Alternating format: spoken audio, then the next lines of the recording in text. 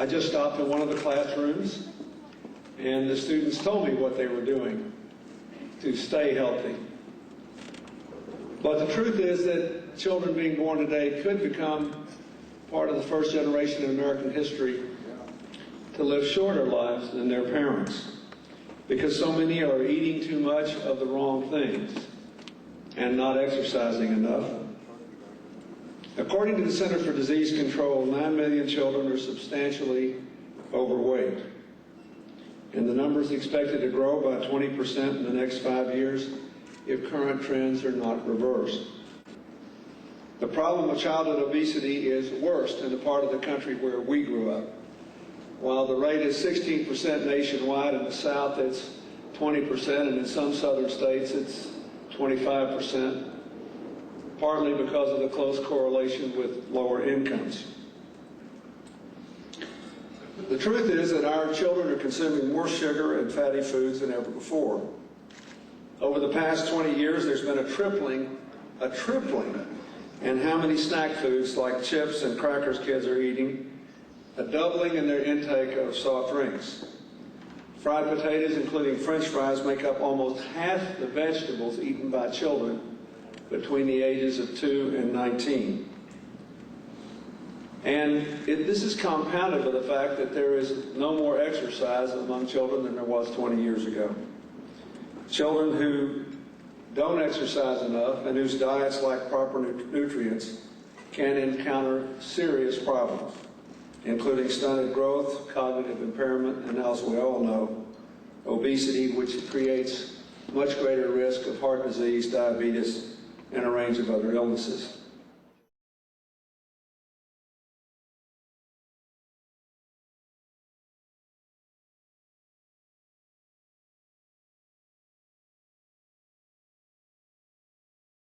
Hi and welcome. My name is Christina Seston and you're watching The Truth About Juvenile Obesity. My guest today is Dr. Kim, and Dr. Kim has been a regular guest with me on this series of shows. Welcome, Dr. Kim. Thanks for being here with me today. Dr. Kim is a PhD from MIT, and as I mentioned, we're here to talk about juvenile obesity. So let's start by looking at some statistics. Right off the bat, we know that there's been a 200% increase in obesity in the last 25 years. We know that the U.S. Surgeon General is currently referring to obesity as a national epidemic. 61% of Americans are obese, and of that 61%, 25% are children. And that's why we're here today. Dr. Kim, what are the consequences of something like this? At first, our children already begin to show the symptoms of chronic degenerative diseases such as diabetes, hypertension, arteriosclerosis. They used to be old age diseases, but these days children already begin to show these symptoms. So children are having old people diseases right now. And then as they grow older, these symptoms become more and more serious. So it's almost like life is being taken away from them prematurely. That's correct. Yeah.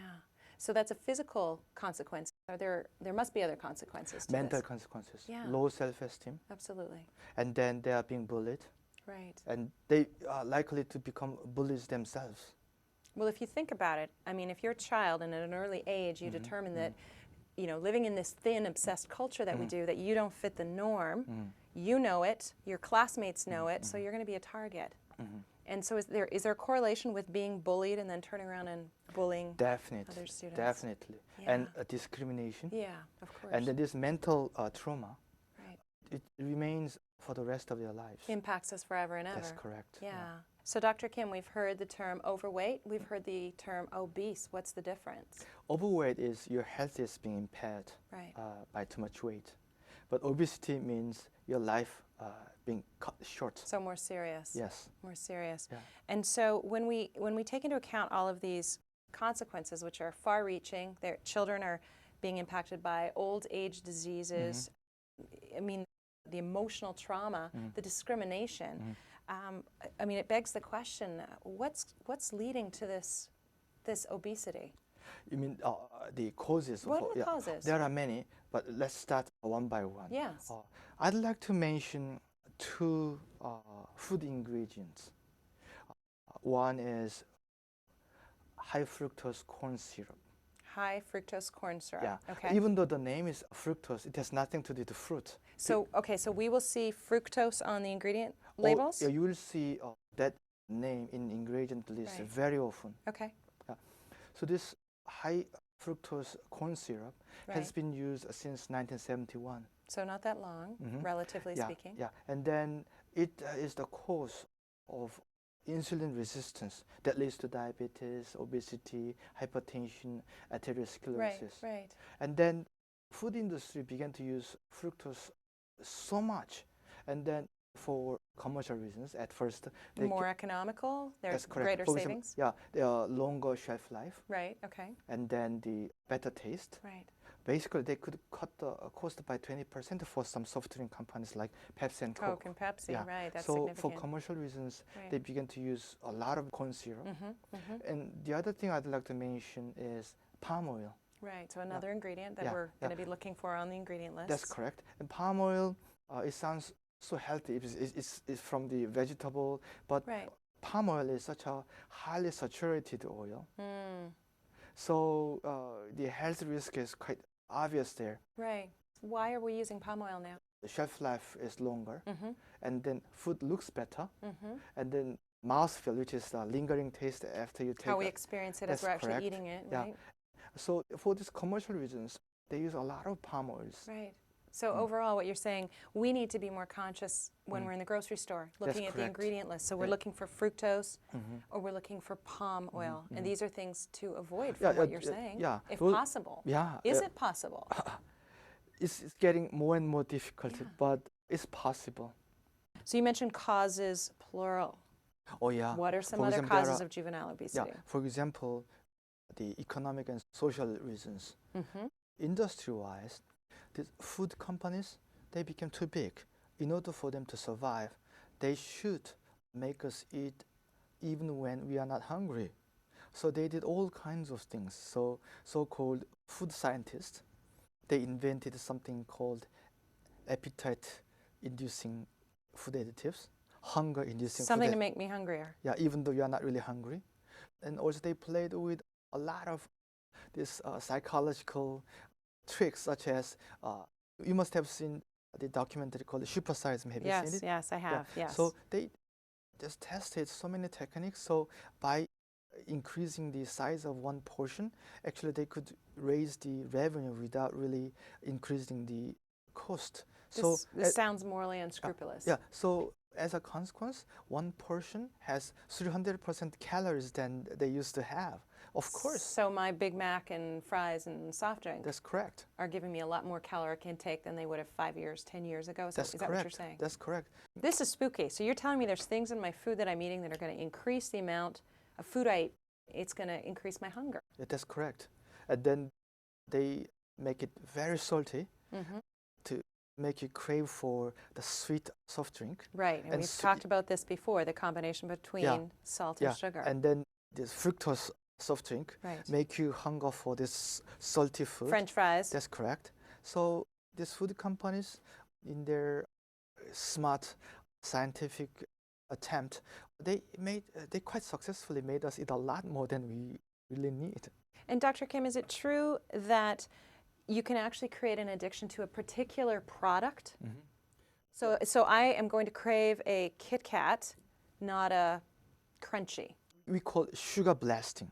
Sugar blasting. What does that mean? When you eat something, Mm-hmm. and then that food has a high content of sugar, and then at that time when you eat it, the body secretes a lot of insulin, Right. and then that insulin triggers a certain circuitry in our brain, and the body remembers it, Right. brain remembers it, Huh. and then brain later on kind of crave for exact the same That taste. specific formulation. Yes. Wow. Yeah. So it's relatively easy. If you make a certain food very sweet, and then that sweetness is coupled with other taste, actually, because of the sugar blasting, people remember other tastes too. So people crave for that. That's why these soft drink companies try very hard to make younger children drink their soft drinks.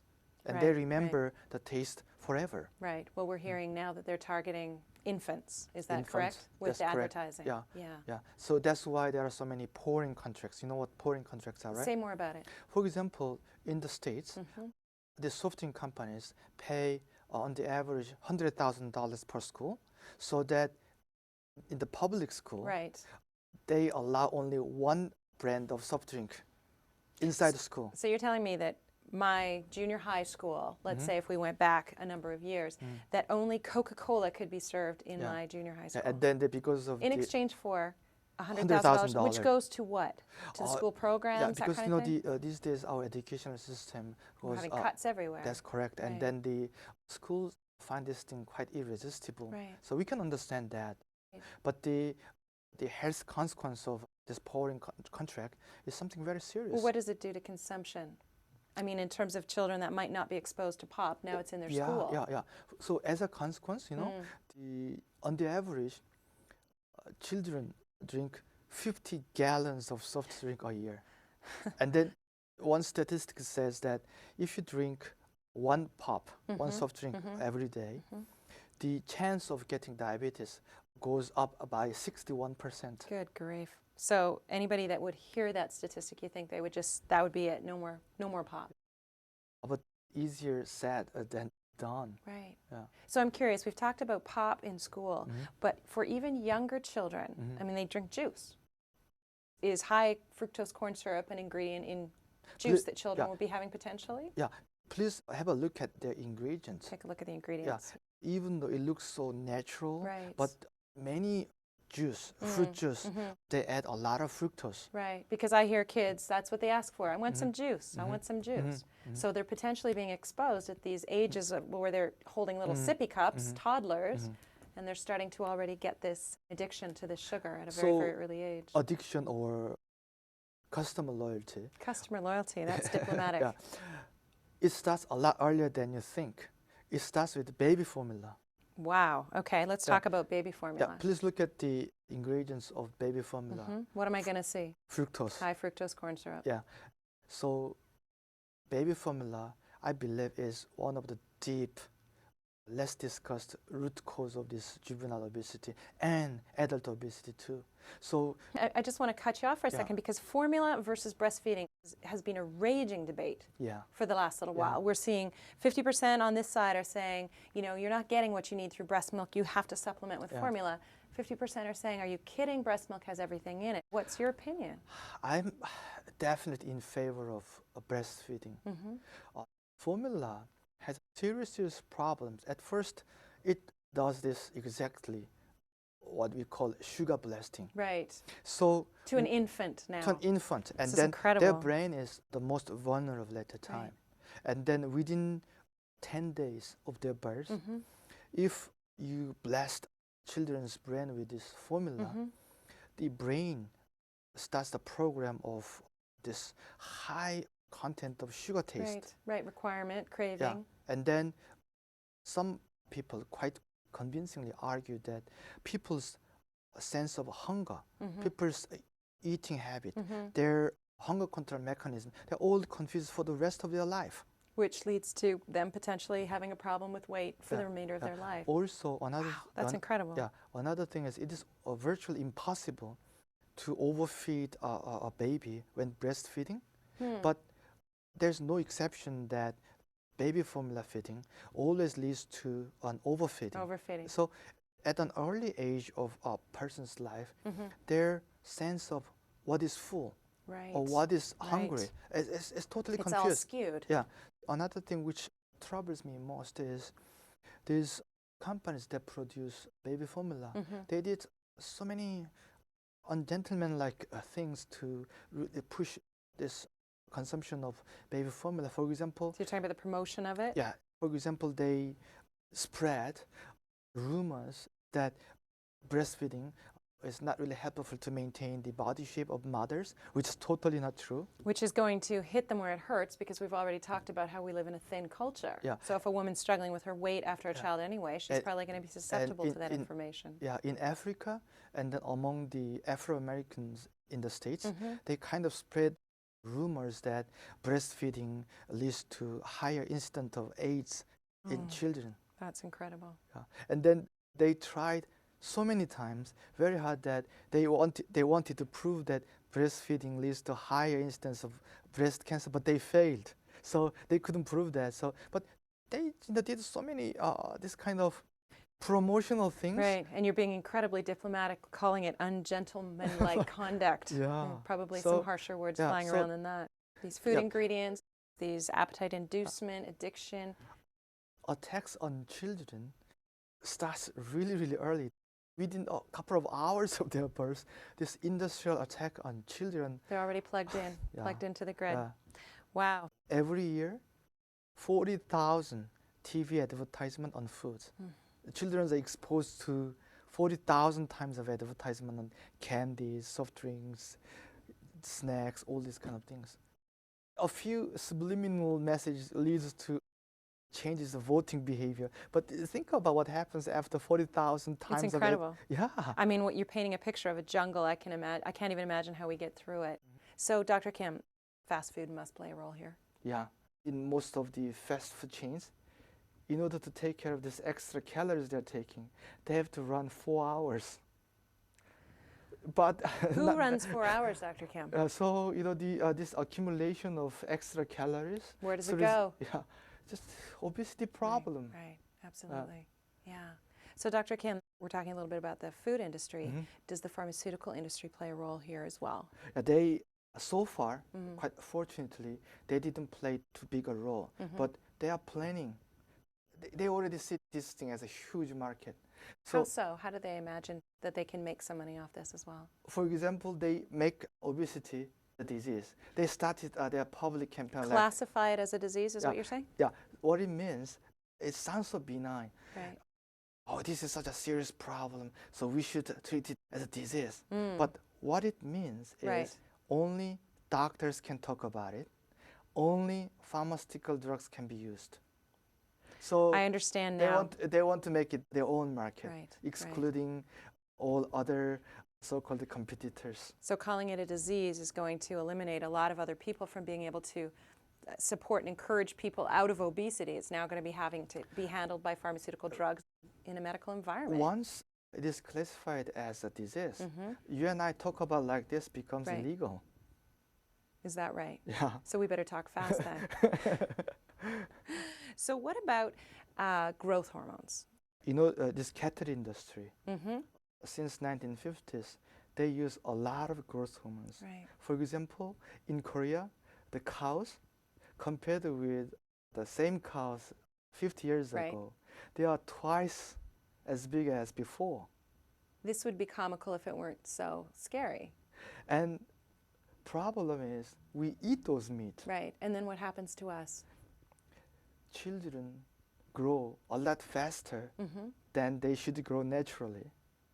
Not only in stature, Right. but weight-wise, Right. they grow a lot faster. Right. Other symptoms like early puberty.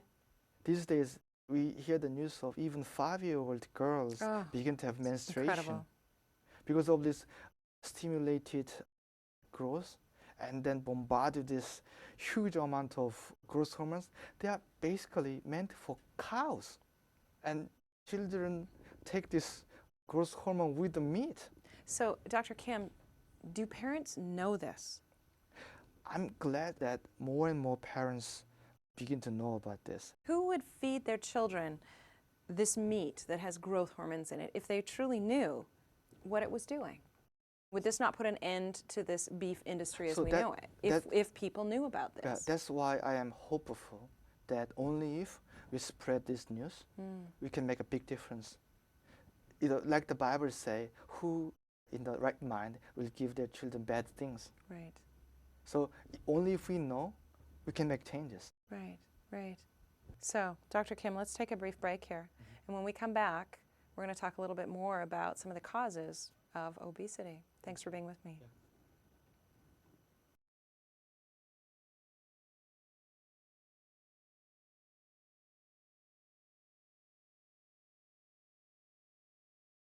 최근 15년간 급격히 비만 환자가 증가하는 것을 볼 수가 있었고요. 또 그 외에도 뭐 관절의 문제라든지 그러니까 체중이 급격히 증가함으로써 생길 수 있는 여러 가지 문제 또는 대사증후군으로 연결돼서 여러 가지 성인병으로 연결될 수 있는 그런 기초 단계의 여러 가지 혈액 이상 같은 것을 갖고 있는 애들을 많이 볼 수 있었고요. 특히 제가 교의를 맡고 있는 구미 중학교에 가면은 정상 파퓰레이션의 30 내지 40% 정도가 비만 환자인 것을 알 수가 있습니다. 햄버거 하우스에서 어떤 애가 배가 고프다고, 그러니까 다음 학원 갈 시간이 있는데 거기 잠깐 여기 들러가지고 예약한 진료를 받고 가게 하겠다고 엄마가 그 감자튀김하고 햄버거를 사갖고 와서 여기서 먹고 난 다음에 혈액에서 그 콜레스테롤하고